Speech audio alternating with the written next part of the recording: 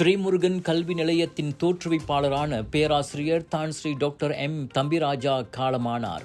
1942 பிறந்த 82 வயதான அவர் இன்று காலையில் மரணமடைந்தார்.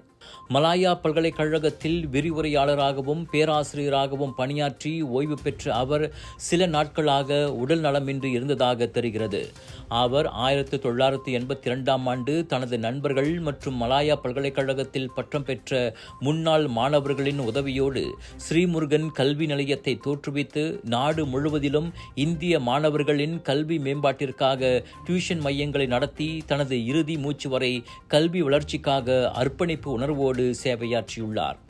STPM மற்றும் SPM மாணவர்களுக்கான வரலாற்று பாட புத்தகங்களையும் அவர் எழுதியுள்ளார்.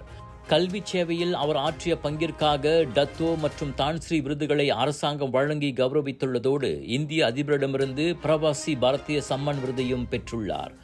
ஆசிரியராக வாழ்க்கையை தொடங்கி அதன் பின்னர் தொடர்ந்து கல்வித்துறையில் பல்வேறு ஆய்வுகளுக்காக 5 PhD பட்டங்களை பெற்றவருமான அவர் சட்டத்துறையிலும் பட்டம் பெற்று வழக்கறிஞராகவும் பணியாற்றியுள்ளார். அவரது மறைவு கல்வித்துறைக்கு பெரும் இழப்பு என அரசியல் தலைவர்கள் மற்றும் கல்வி நிபுணர்களும் தெரிவித்துள்ளனர். அவருக்கு அறிமுகமான நண்பர்கள், குடும்பத்தினர் மற்றும் தனிப்பட்டவர்கள் நாளை ஜூன் 24 செவ்வாய்க்கிழமை காலை 10 மணி முதல் நண்பகல் 2 மணி வரை புட்டாலின் ஜெயாவிலுள்ள ஸ்ரீமுருகன் ஆசிரமத்தில் அஞ்சலியை செலுத்தலாம்.